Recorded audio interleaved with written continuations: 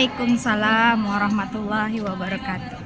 Oh ya, terima kasih. Bapak-bapak dan juri yang saya hormati, beserta teman-teman sekalian yang saya banggakan, perkenalkan nama saya Syakila Nadif Azalfa dari SD Negeri 017 Bukit Tinggi.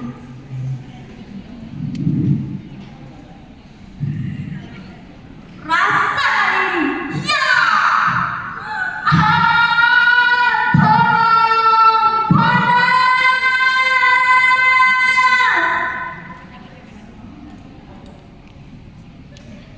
Gunung Bintan yang berada di Pulau Bintan, Provinsi Kepulauan Riau.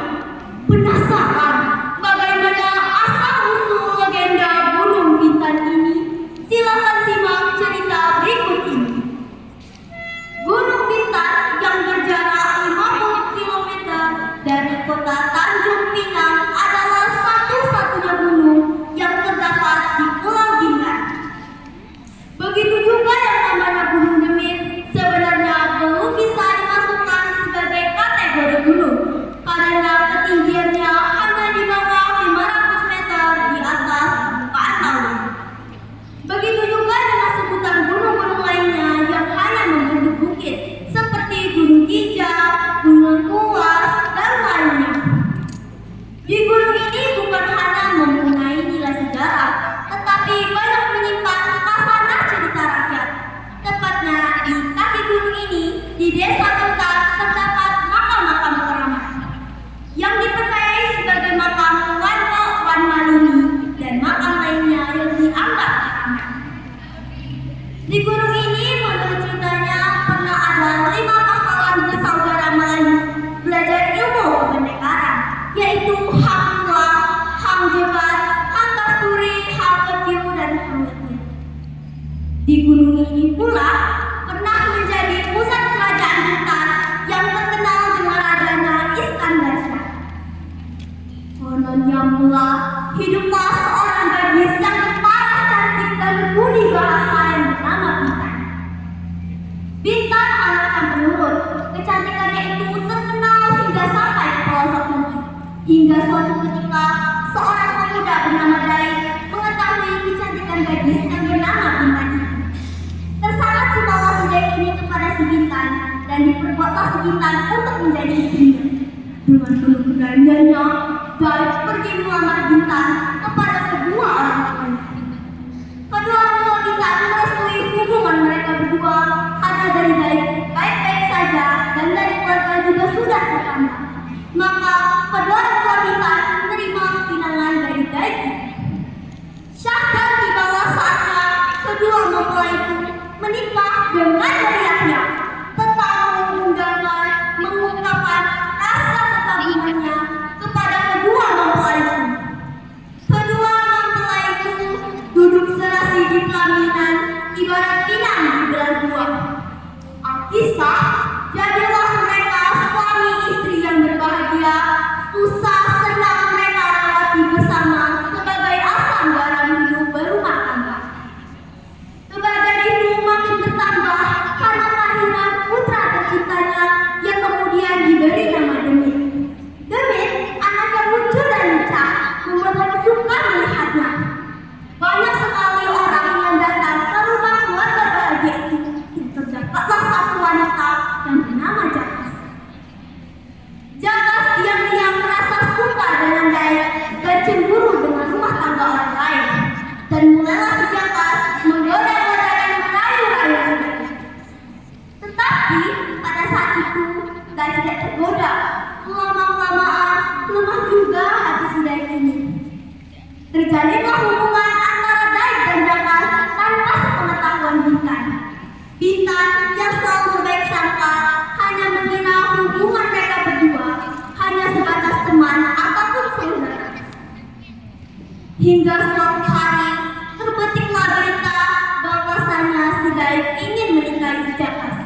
Alangkah pedihnya hati si Bintan mendengar hal tersebut. Ternyata kebaikan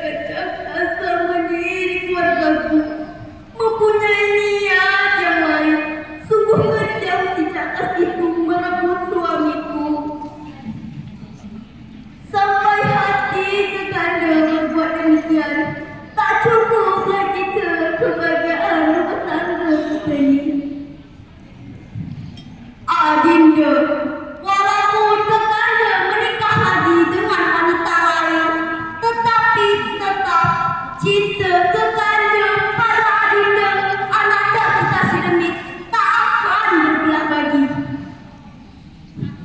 Tidak, Kanda.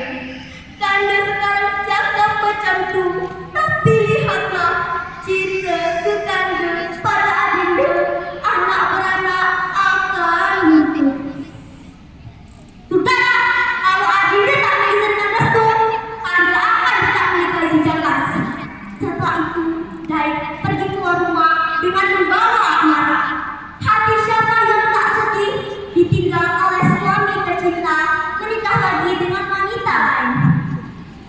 Setelah itu, Bintang menyibukkan anaknya di dalam buayan, didendangkan syair kesedihan, syair yang menyayatkan. Di lain pihak, di rumahnya Jakas sedang memburu-buru keadaan menjelat-jelatkan si Bintang. Benar, Kanda, si Bintang itu bukanlah istri yang baik, tak pandai merawat suami, apalagi menyenangkan hati suami. Semenjak dia punya anak, seakan-akan diri Kanda tak diurus dia lagi. Demikianlah si Jakas memburu-buru keadaan menjelat-jelatkan si Bintang. Konon, termakan pula harus tanda fitnah dari istri mudanya si Jakas itu. Dan tanpa disadari, Dai menjadi marah besar. Bintang setelah menyibukkan anaknya, segera mengambil tawa atau palu besar untuk memastikannya. Di lain, setelah itu si Dai pun pulang ke rumah dengan membawa amarah. Dan terjadilah pertengkaran antara Dai dan Bintang. Dai yang tak bisa mengendalikan emosi, semua barang dilempar-lemparkan dan dihancur-hancurkan. Bintang terkejut dan menangis. Jakas pergi ke rumah Bintang untuk memanas-manaskan hati si Dai. Dai menjadi marah besar dan naik pitam. Si Demit yang sedang tidur di dalam buayan terbangun dan menangis terkejut. Bintang segera mengambil anaknya untuk didukungnya. Belum lagi sempat didukungnya karena amarah si Dai, Bintang terkejut dan terpelantinglah si Demit hingga keluar.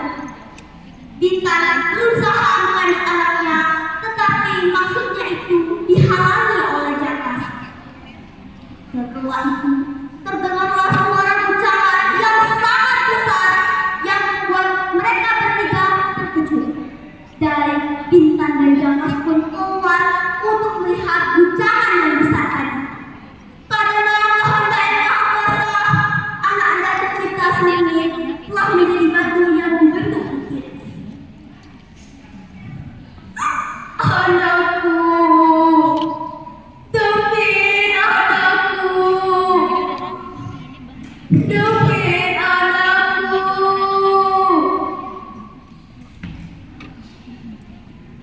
Entah kekuatan dari mana, Bintang menjadi marah besar. Diambilnya ratusan gambir yang mendidih tadi, disebarkan ke atas kepala Jakas. Rasakan ini, ya! Panas! Tolong, panas!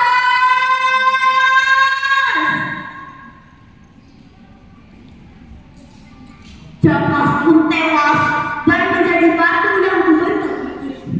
Dai yang melihat hal itu menjadi marah besar. Diambilnya serangkal hendak dibunuhnya si Bintang. Setelah itu terdengarlah suara yang sangat dahsyat yang membuat mereka terpelanting hingga keluar. Bintang yang tak jauh dari tempat kejadian, Dai yang melihat dari arah pandangan mata.